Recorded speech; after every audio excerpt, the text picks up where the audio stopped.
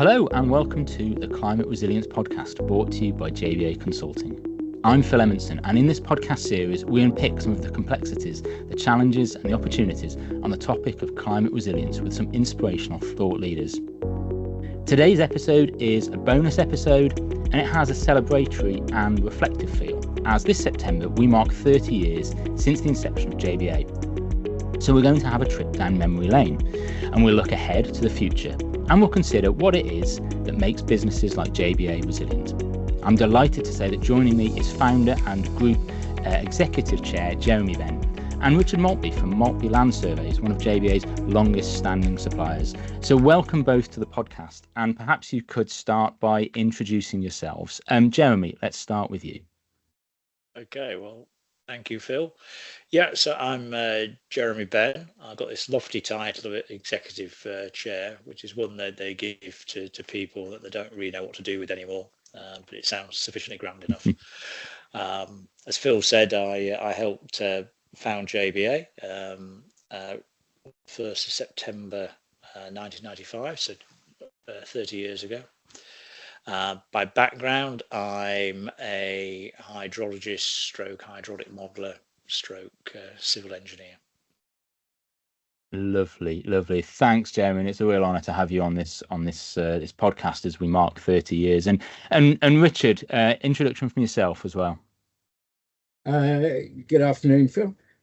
Yes, obviously Richard Maltby, manage and run a survey business that I created with my twin brother 40 years ago.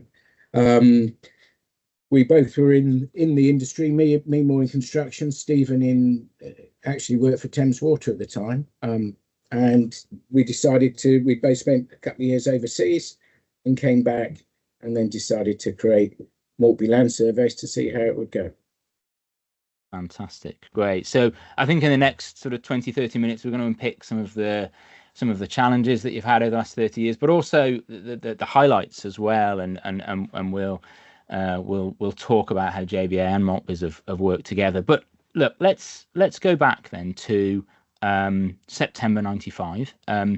Personally, I was 11 at the time. I was just starting secondary school, so it was a big month in the Emonson household, but I'm sure it was an even bigger month in the Benn household, because I'm keen, Jeremy, to know, I suppose, what inspired you to create the business. Obviously, this was a thought process and it probably many months in the development to actually get the business set up and running. But yeah, it's keen to sort of start by exploring why you did it and what your vision was, but also, I suppose, what the landscape was like as well for new businesses in the mid-90s. So maybe if you could start us off with some of those thoughts.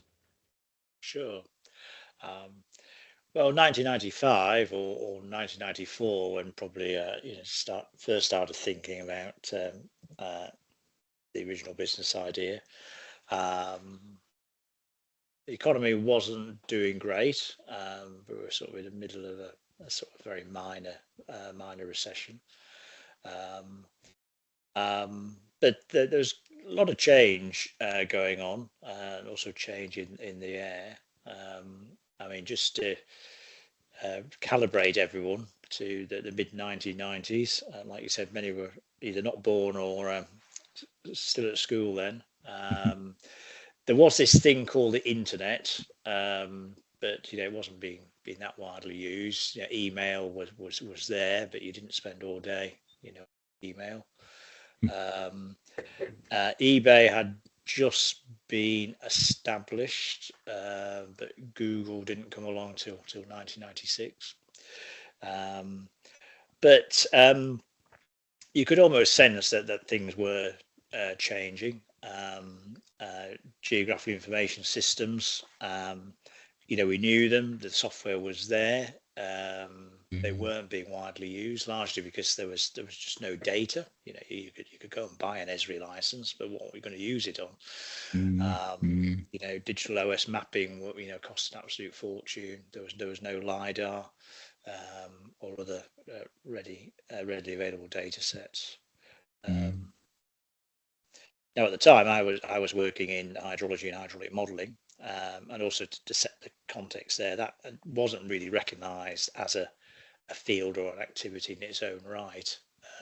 So consultancies didn't have modelling teams. I mean, consultancy would have, say, a water engineering team, and they might need modelling from time to time. You could be the highways team might need it. So where I was working at the time, yeah, I was employed as a modeller and I had a small team, but we didn't really have any clients of our own. We were just getting work internally. But what I had a sense is that things, could and should change, and that your modelling will develop into, a field in its own right, and also that we could integrate, modelling with new data sets, and particularly, GIS. I mean, was it a good time to set up a business otherwise? Well, I don't think there's ever a bad time, to be honest.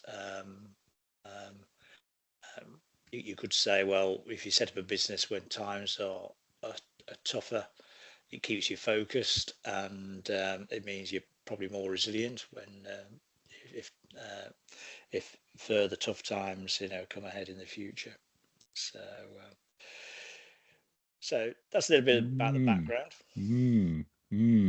So you've been planning this, as you said, since probably '94, and was there a vision? Obviously, JBA, we've got a very established vision now, but going back 30 years, was there something that you hoped the business would become, or was it just we want to set up a new business because we see the opportunity and we can see that times are changing, which was there a sort of a longer term aspiration?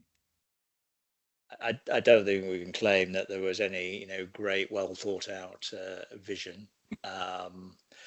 Interesting enough, the very basic idea of having a dedicated modelling and hydrology team, we actually, we being myself and Craig Robson, actually presented to our employer at the time, who listened very politely, but that they weren't prepared to back it.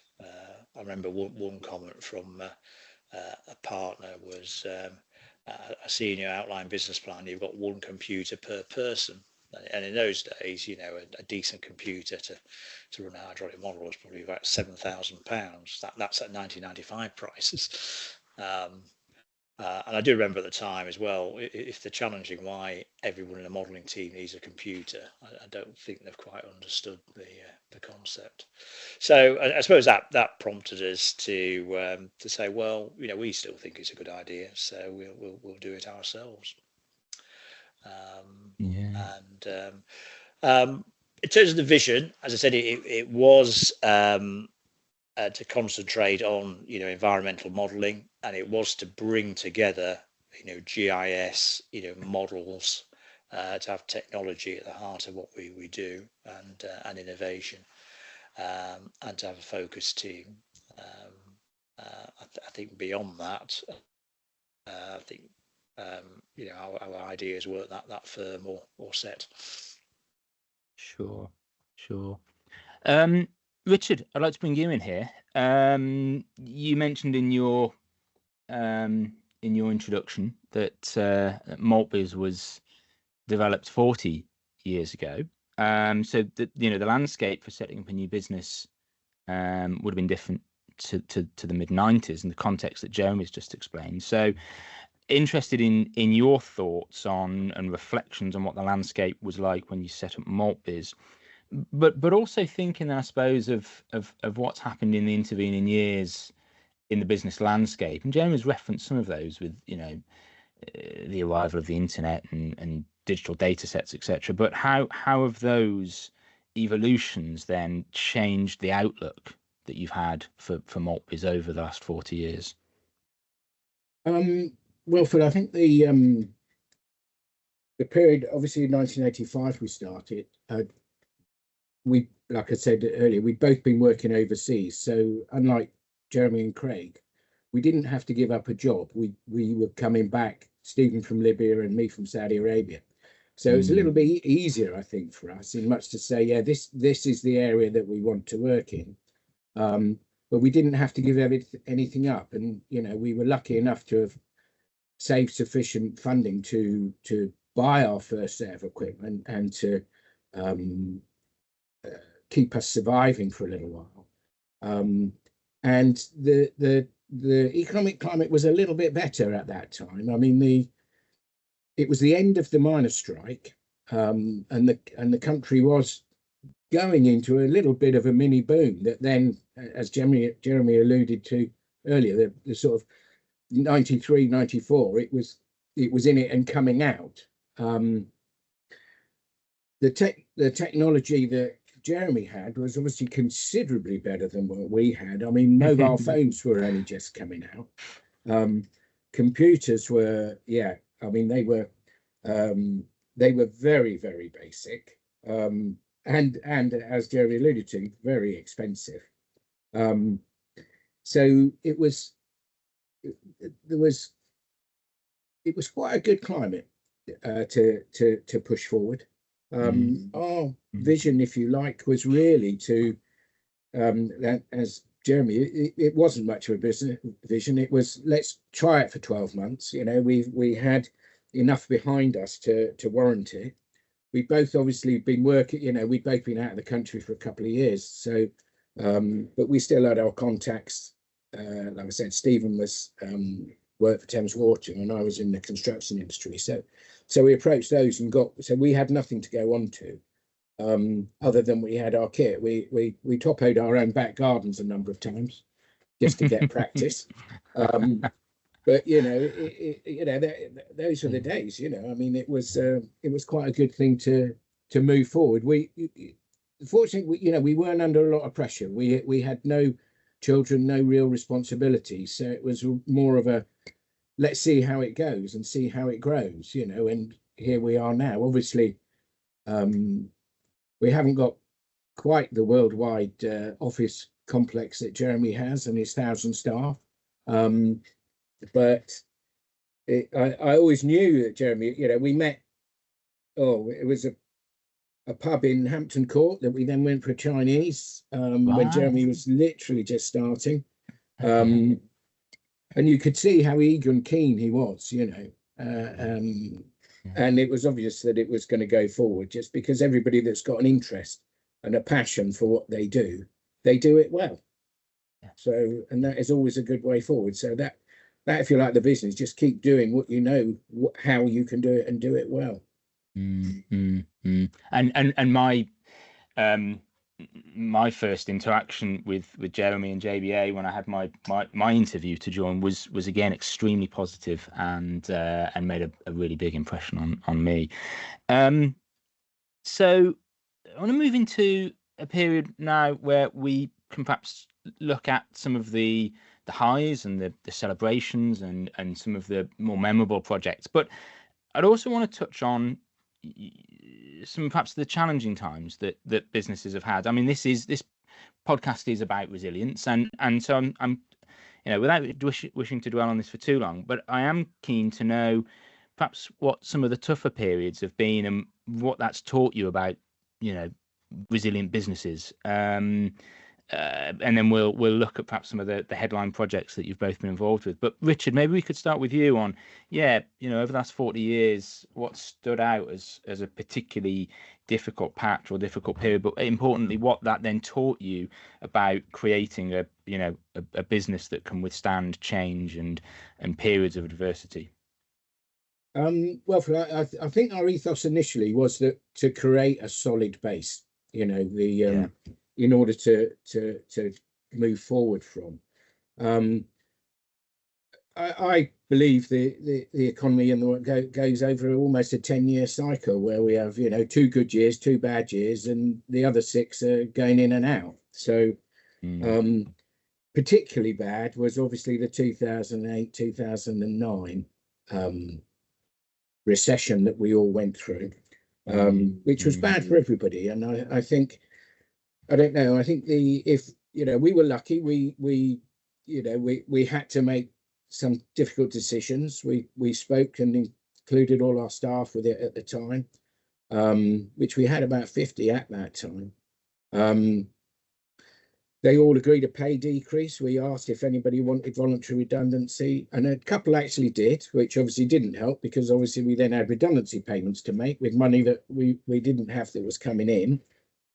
I think it's at times like that as well that you realise that the financial institutions will only give you money when you don't want it. Yeah. All the time that you're in need and you want it, they never want to give it to you. And so I think that gave us more of a push to make sure that we were economically sound, that we, you know, that we weren't going to be affected by minor blips in the, or minor or major blips in the various economy and the various work that was coming out. Because although how hard we try, you know, it's very difficult to influence the work that comes out to you. You know, obviously we invest massively. You know, we are, and I know Jeremy does as well, we invest heavily with survey equipment. Is extremely expensive. You know, our first GPS receiver was £45,000. You know, the plotter was £15,000. That sort of thing. You know, everything was expensive. And it was, you know, we were trying to ensure that, you know, we had absolutely minimal debt, and we've stayed like that ever since, to be honest. And I think that's what's helped us have that base to go forward. So yeah. Well, Jeremy, I'll come over to you at that point. You know, Richard there reflecting on, I suppose, that sort of credit crunch period of the 08, 09, sort of 2010 period. But, you know, I suppose the same sort of question to you, really, in that, you know, over the 30 years, there have been ups but downs as well. And, you know, JBA, we are a resilient business, and I'm keen to just explore, perhaps with you, what some of those difficult periods have taught you and others leading the business about challenging with, you know, adversity. Sure. Yeah, well, I mean, as Richard said, that the 2008, 2009 recession was tough, particularly for professional services. I mean, to say it in the context, this was after the dot-com boom, but it was also very shortly afterwards, a new government came in and basically put a freeze on public spending for 6 months while they did a review. And although that public spending, actually, most of it actually did subsequently restart, that's no help to a business when you basically said there's no new contracts, you know, until government decides what it's going to do. And I suppose as a business, you know, what you do learn is you do have to expect, you know, a recession, or at least a downturn of work. I mean, you know, no country or no work area is going to go, you know, 30, 40 years without experiencing at least one period of downturn, and, you know, completely outside of your control. So, I mean, even before the 2008 and 9 recession, you know, we always took the view of, you know, we will invest in the business, but we'll try and do it without borrowing, either, you know, explicit borrowing, you know, having a loan from the bank or a secondary investor, or even things like leases. You know, leases means that while it spreads the expenditure, you know, very nicely. Of course, it could be you're leasing something that you actually no longer need, or you're leasing something that you can't earn money on. So, you know, when 2008 and 9 hit, and equally, I suppose the other big period was COVID. You know, we were in a solid financial position, so action needed to be taken, but we were in control as much as we could be. For instance, we weren't having to answer to a bank or a lender, you know, telling us what we could and couldn't do.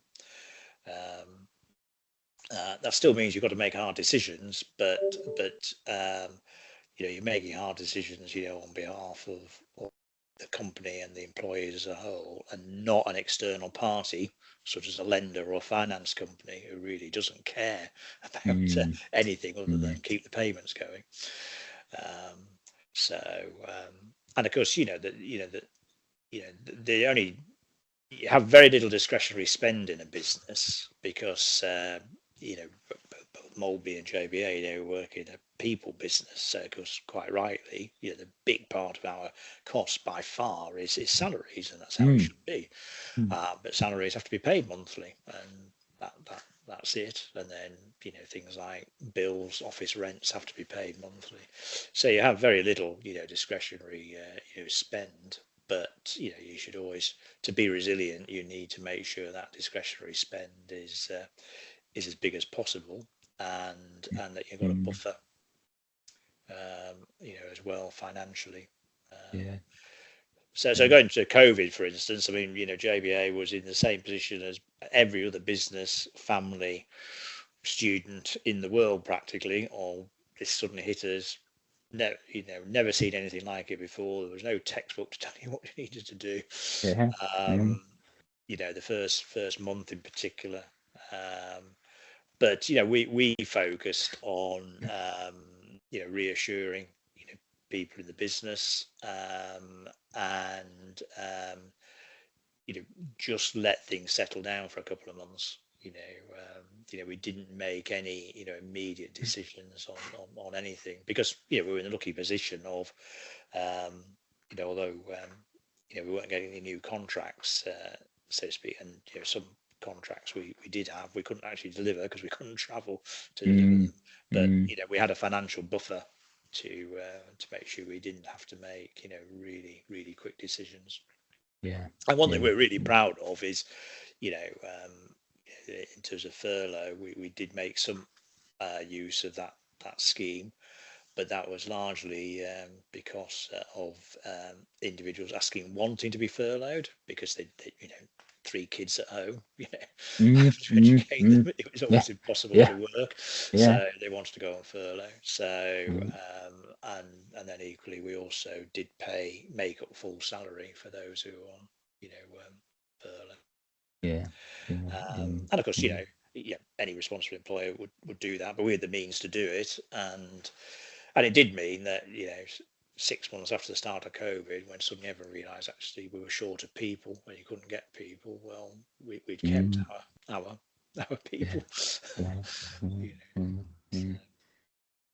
That's a really great insight, and some of the points both of you have reflected on there really, I suppose, shine a light into what it is that's made both organisations resilient to those periods of difficulty.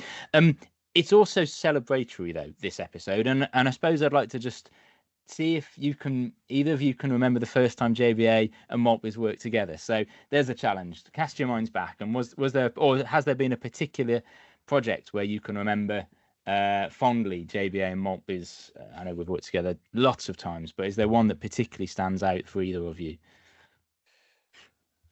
Do you want to go first, Jeremy? Yeah, sure.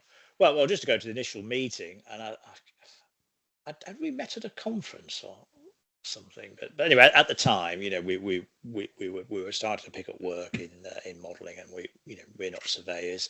We needed good companies to work with to undertake the survey work for us, and as I had that initial meeting with Richard and his brothers, and we just hit it off. I mean, we just thought, well, this is a company that's nimble. It was is looking at the future. Will work with us to innovate, and it just went from there. And I suppose a salient point really for both companies is the very first Environment Agency framework was in 1998, because before that the frameworks were really quite rare, and certainly the Environment Agency hadn't had one before. Right. And against all the odds, and everyone telling us there's no point even applying, we managed to get appointed as JBA, and with Maltby as our key supplier. And given that chance, we took it and built upon it. Excellent. And Richard, your reflections then of working with JBA in those early days, but also across the last 30 years, of course. Yeah, exactly what Jeremy said. We hit it off straight away, I think. And because we're both passionate about what we do, and we're both passionate about what each others do as well. And we know that you know how to model and model extremely well, and we know how to survey and survey very well. And so therefore, it was a partnership made in heaven, if you like. And it did, it has worked. We've done, I was looking at it. I mean, I think just in the last 10 years, we've done about, I think we did about 700 quotes and 500 different jobs or 400 different jobs, something like that. I mean, and it is just, it's been a constant flow, for the first one, which, if I remember correctly, the first job we did and I think it was the one we discussed in Hampton Court, was a job in Yeovil. And I think it was to do with, I think it was water related, but to do with railway bridges. But, that's right. Yes, it was a scour assessment. Yeah, that's right. Yeah, but I think that also, the way that we both work together, Jeremy said the right word, innovate there. We both like to innovate into what we do and diversify.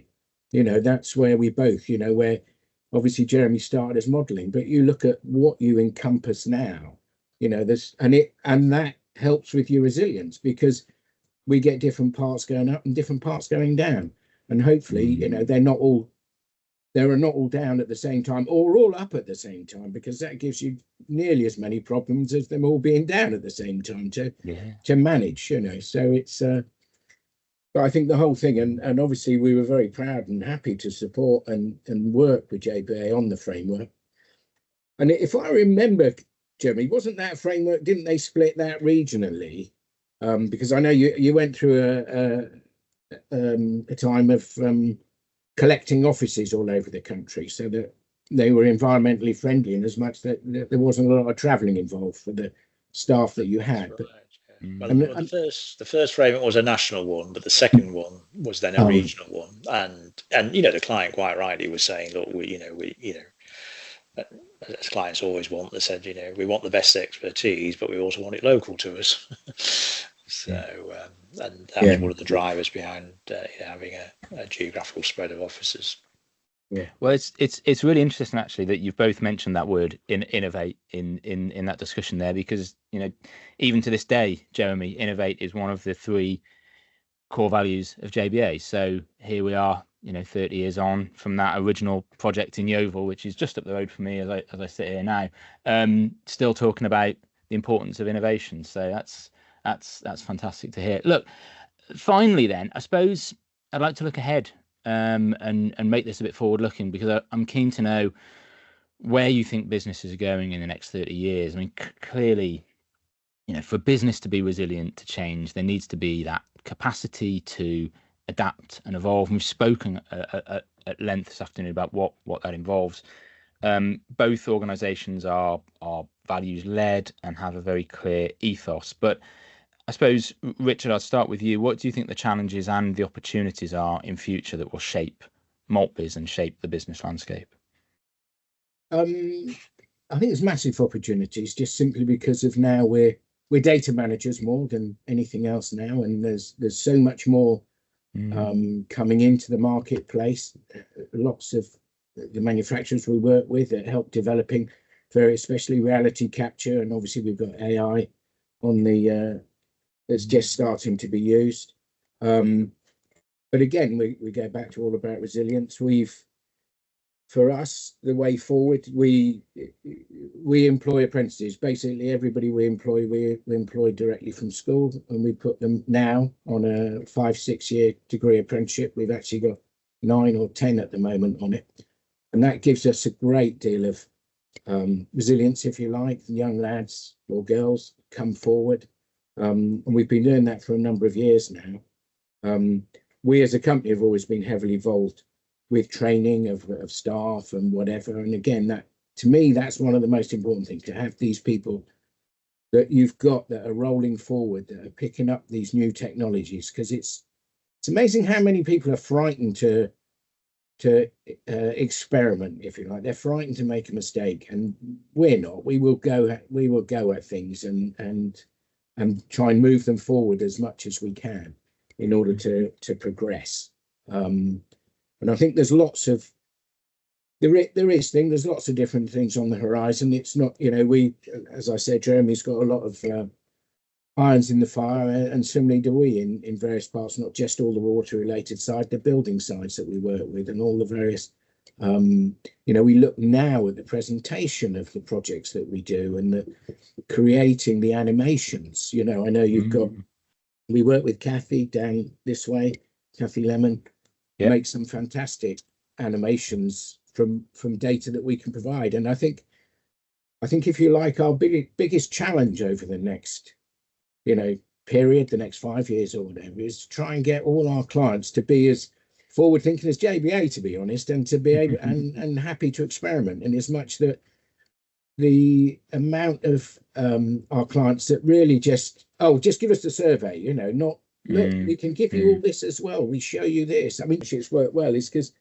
JBA never been frightened at looking at new things that could possibly help. Maybe not at that time, but it's in the back of their head to think about future projects. So I think there is a lot of prospect going forward. Obviously, not for us because Jeremy's obviously a spring chicken compared to me, but we've got our staff in here, which we've gone down the EOT route, which isn't there yet, which then empowers all the staff to go forward. So hopefully they will follow in the footsteps. So. Well, thank you. And Jeremy, I'll give the last word to you this afternoon. Chance to reflect on the future. Richard's just referenced Employee Ownership Trust, which you may also allude to. But the final thoughts to over to you. Well, just before that, and I promise I'll be quick, but I mean, Richard's been very modest there. He mentioned about you're taking people on as apprentices and trainees and training them up, and Maltby. Well known for that, but also Richard and his brothers also spent a lot of time setting up schemes with the Survey Association. So they were looking wider than just Maltby's requirements. So I just want to recognise Richard and his brothers' involvement in that. Because there's lots of other people who aren't even employed by Maltby Surveys who are benefiting from that. So thank you, Richard. For ourselves, what's important to us as a business is, we're not chasing a number. We actually do enjoy and like what we're doing. We're doing exciting technical work for really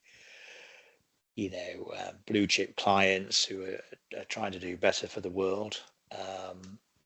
And that's our focus. And we're a business. Our income has to exceed our outgoings, but that's not our driver. We're determined not to lose that. And the employee ownership model is one way of making sure we don't lose that, because if you're not owned, either by your managers or wider trusts, in the case of JBA, the thing is someone external then owns you, and ultimately they are going to set the overarching targets for you, and inevitably and quite rightly there will be financial on terms of rates of return. I don't want to be critical of that model.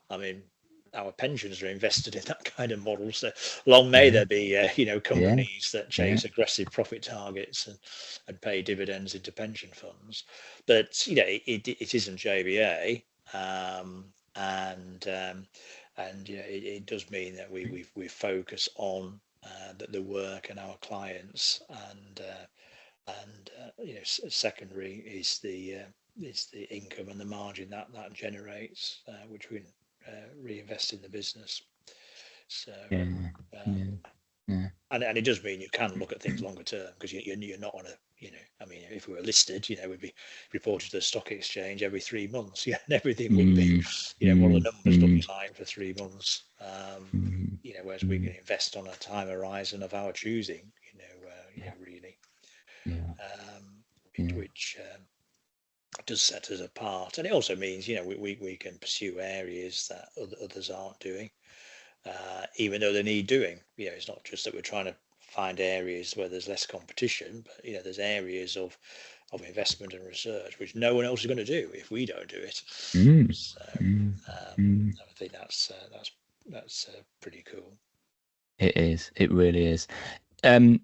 Thank you both, genuinely, Richard and Jeremy, for coming on the podcast, sharing your reflections, your insights, your experiences, and just for having such a great conversation. It really has been a fantastic episode. And so we've reached the end of our time together today. As always, if you've enjoyed listening, then please hit the subscribe button so you're ready for our next episode in a few weeks' time. Till then, thanks for joining us. I'm Phil Emonson, and you've been listening to the Climate Resilience Podcast, brought to you by JBA Consulting.